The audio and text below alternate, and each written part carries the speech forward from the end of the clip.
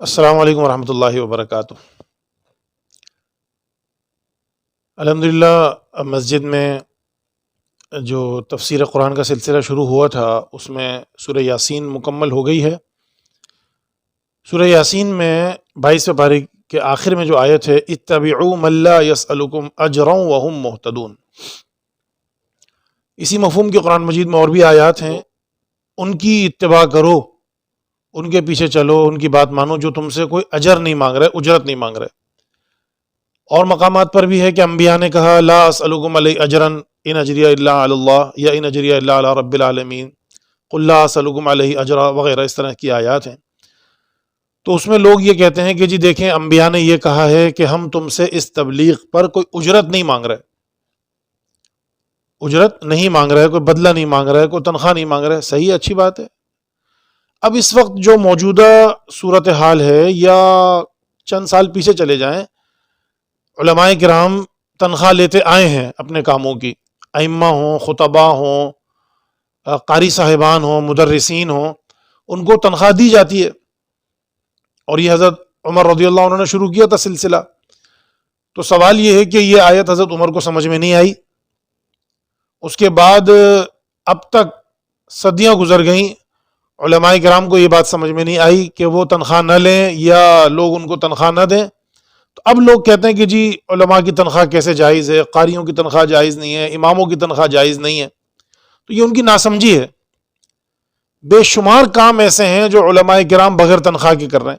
میں آپ سے پوچھتا ہوں کتنے مفتیان کرام ہیں کہ ان سے لوگ مسئلہ پوچھتے ہیں کہ جی ہماری لڑائی ہونے والی ہے، ہماری میاں بیوی کا جھگڑا ہو گیا ہے اور عنقریب طلاق ہونے والی ہے، آپ ہمیں کچھ کریں، کچھ سمجھائیں، کوئی مشورہ دیں۔ علماء ان کو بتاتے ہیں، ان کے ساتھ گھنٹوں گھنٹوں کے سیشن ہوتے ہیں، الحمدللہ ان کا گھر جڑ جاتا ہے، ان کی طلاق نہیں ہوتی ہے، میاں بیوی آپس میں مل جل کر رہتے ہیں۔ آپ مجھے بتائیے کہ کسی کبھی مفتی صاحب نے کہا ہو کہ میاں ماشاءاللہ اب تو گھر والی گھر آ گئی ہے تو پھر کس دن دعوت کر رہا ہو ہماری، اور کچھ ہم نے تمہیں اتنا ٹائم دیا ہے، ماشاءاللہ تمہارا گھر، بیگم صاحبہ گھر آ گئیں، گھر جڑ گیا، کوئی ہماری خدمت تو کرو۔ بتائیے کبھی کسی مفتی نے کہا ہو؟ کتنی ایسی ہوتی ہیں کہ طلاقیں ہو جاتی ہیں لیکن شرعی طور پہ وہ طلاق نہیں ہوتی، پھر اس کا نکاح کیا جاتا ہے باقاعدہ۔ تو مولانا صاحب کا تو کام ہے وہ نکاح پڑھا دیتے ہیں، اب چاہے انہوں نے اس کی فیس دی ہو یا نہ دی ہو یا کم دی ہو یا زیادہ دی ہو یا سالوں بعد دی ہو، وہ ایک الگ موضوع ہے۔ لیکن کبھی کسی مولانا صاحب نے کہا ہو کہ بھئی تمہارا نکاح ہو گیا، اب اس کی کوئی تقریب وقریب کرو، کسی ہوٹل میں مجھے لے کے جاؤ، کوئی باہر کوئی ڈنر دو، کچھ کھلاؤ پلاؤ، کبھی کسی مفتی نے کہا ہو؟ آپ آتے ہیں وراثت کا سوال لے کر کہ جی ہمارے والد مرحوم کا انتقال ہو گیا، انہوں نے کروڑوں کی جائیداد چھوڑی ہے، آپ اس کی تقسیم کا فارمولہ بتا دیں۔ مولانا صاحب اسی وقت یا کچھ ایک آدھ دن میں اس کا فارمولہ بتا دیتے ہیں، بھائی بھائیوں کو اتنا ملے گا، بہنوں کو اتنا ملے گا، مرحومہ بیوہ کا اتنا ہے۔ کروڑوں لاکھوں روپے جو ہے بیٹھے بٹھائے مل جاتے ہیں بغیر محنت کے۔ کبھی کسی عالم نے کہا ہو بھائی اس میں سے 2-4% ذرا ہمیں بھی دے دیں بھائی جب بوری کھلتی ہے، دانے تقسیم ہوتے ہیں تو بورا تو جھڑتا ہی ہے نا، 1-8% سے کیا ہو جائے گا، ہمیں بھی دے دیں۔ کبھی کسی مفتی نے کہا ہو؟ یہ سب بغیر اجرت کے کام ہو رہا ہے۔ اسی طرح بینکنگ کے حوالے سے لوگ سوال کرتے ہیں، پوچھتے ہیں معاشیات کے حوالے سے، اس میں کبھی لوگوں کا بہت فائدہ ہوتا ہے۔ بیٹھے بٹھائے کوئی ایسا سوال کا جواب مل جاتا ہے شرعی روح سے کہ وہ بندہ خود کو محروم سمجھ رہا تھا کہ مجھے یہ نہیں ملے گا، لیکن مولانا صاحب، مفتی صاحب بتا دیتے ہیں کہ نہیں، شریعت میں اس کی اجازت ہے، آپ یہ فلاں فلاں رقم لے سکتے ہیں جو کہ آپ نے ناجائز سمجھ کر چھوڑ دی تھی۔ اب ان کے پاس ایک فتوے کی وجہ سے لاکھوں روپے آ گئے۔ کبھی کسی مفتی صاحب نے کہا کہ 2-4-20 ہزار مجھے بھی دے دو۔ علماء کے بتائے ہوئے وظیفوں سے لوگوں کی روزی میں اضافہ ہوا، لوگوں کو گمشدہ گاڑیاں مل گئیں، علماء کرام کے وظیفوں سے بتائے ہوئے لوگوں کی شادیاں ہو گئیں، اولاد ہو گئی اللہ کے حکم سے۔ لوگ عقیقے کا مسئلہ پوچھنا، مولانا صاحب السلام علیکم، جی وہ ماشاءاللہ بیٹا ہوا ہے تو کتنے بکرے ہوں گے، کتنی بکری میں بتا دیا بھائی۔ اچھا وہ مولانا صاحب وہ کھال پہنچانے کس وقت آ جائیں، آپ کو کھال دے دیں؟ کبھی کسی مفتی نے کہا ہو کہ مولانا ہمارا حق کیا کھال ہی بنتا ہے؟ وہ جو گوشت کی پڑیاں بنیں گی اس میں سے کبھی مانگا ہو کہ ایک پڑیا ہمیں بھی دے دو؟ کبھی کسی نے نہیں کہا۔ مسجد میں فجر کے بعد، مغرب کے بعد، عشاء کے بعد، مختلف نمازوں کے بعد علماء درس دیتے ہیں پابندی کے ساتھ، تفسیریں مکمل ہو جاتی ہیں، احادیث کی کتابیں مکمل ہو جاتی ہیں، کبھی کسی مقتدی سے مولانا صاحب نے کہا ہو کہ جی میں اپنے گھر سے آتا ہوں، اس میں میرا خرچہ لگتا ہے، یا میں مسجد میں ہی موجود ہوں، میرا وقت لگتا ہے، میری انرجی ویسٹ ہوتی ہے، اور اچھا بولنے کے لیے اچھی غذا چاہیے ہوتی ہے، کسی نے کہا ہو کہ جی ہمیں ذرا باہر لے جائیں، ذرا کوئی کڑھائی گوشت کی کوئی دعوت کر دیں، کبھی کسی نے کہا ہو، مفتی نے بتائی اللہ ماشاء اللہ، کسی کے ساتھ کوئی دوستانہ ہوگا تو کسی نے کہہ دیا ہوگا. یہ ہوتا ہے لا اسألکم اجرا، کہ دیکھو تبلیغ کر رہے ہیں علماء، تم ان کی مانو جو تم سے اجرت نہیں مانگتے. تو علماء اجرت نہیں مانگتے، یہ علماء کو تاکید کی گئی ہے کہ وہ لالچی نہ بنے، وہ لوگوں سے چمٹ کر لپٹ کر سوال نہ کرے. لیکن عوام کا کیا فرض بنتا ہے؟ عوام کو متعدد مقامات پر، متعدد مواقع پر علماء کے جوابات، علماء کے فتووں سے لاکھوں روپے کے فائدے ہوتے ہیں، ان کے بتائے ہوئے وظیفوں سے اور دعاؤں سے لاکھوں روپے کے فائدے ہوتے ہیں. آپ بتائیے کبھی کسی نے کچھ مانگا؟ اور کیا چاہتے ہیں لوگ؟ مطلب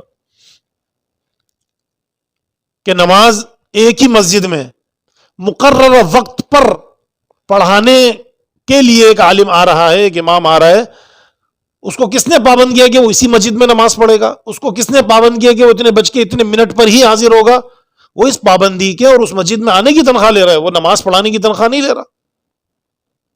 قاری حضرات 8 گھنٹے بچوں کو قرآن پڑھا رہے ہیں، اس 8 گھنٹے کام کرنے کے بعد کیا ان کے اندر اتنی انرجی رہتی ہے کہ وہ دوسرا کوئی کاروبار کریں؟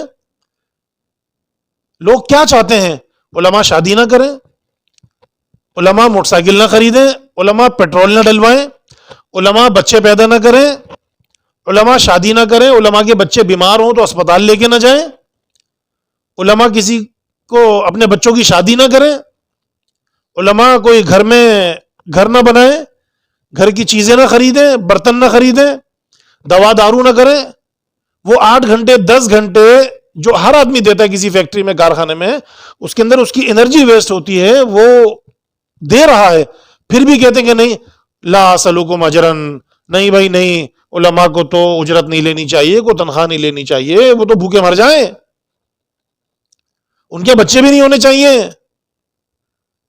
بچے بھی پیدا نہ ہو، اس پہ ڈیلیوری پر بھی 25-30 ہزار روپے لگ جاتے ہیں. اللہ کی قسم اٹھا کر کہتا ہوں، میں ایک مؤذن کو جانتا ہوں جس نے اپنی غربت کی وجہ سے اپنے 2 بچے اپنے ہاتھوں گھر میں ڈیلیور کیے ہیں.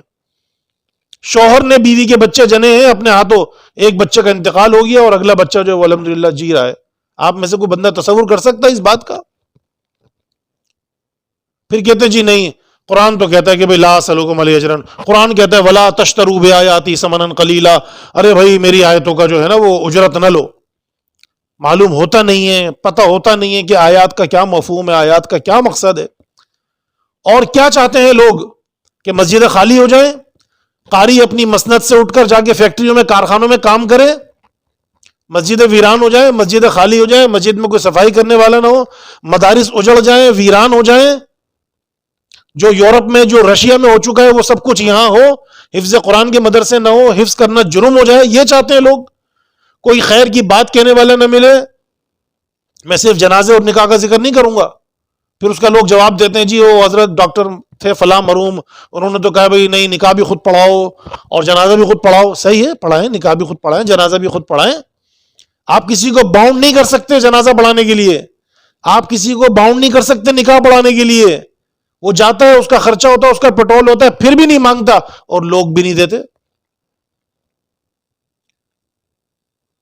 دنیا کی ہر فیلڈ میں ایک ایک سگنیچر کرنے کے پیسے ہوتے ہیں، اور یہاں گھنٹوں صرف کرنے پر بھی لوگ کچھ نہیں دیتے اور کہتے ہیں اچھا مولانا صاحب کو تقریر کرنے کے پیسے ہوتے ہیں، مولانا صاحب کو جمعہ پڑھانے کے پیسے ہوتے ہیں، مولانا صاحب کو اذان پڑھانے کے پیسے ہوتے ہیں.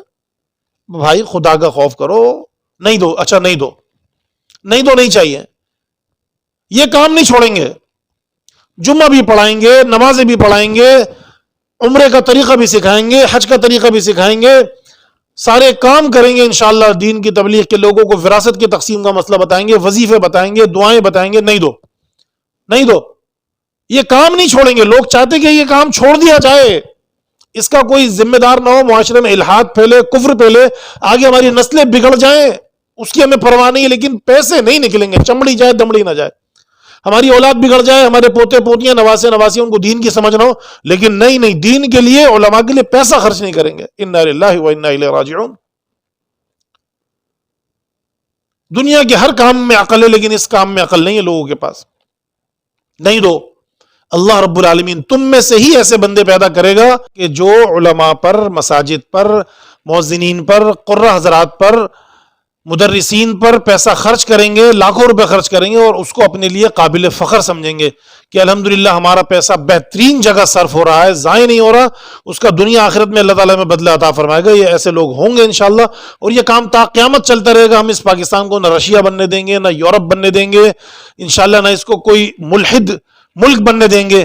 دین قائم رہے گا اور ہماری نسلوں میں جاری رہے گا، اور انشاءاللہ اللہ رب العزت اس پاکستان کو اسلام کا قلعہ بنائے گا.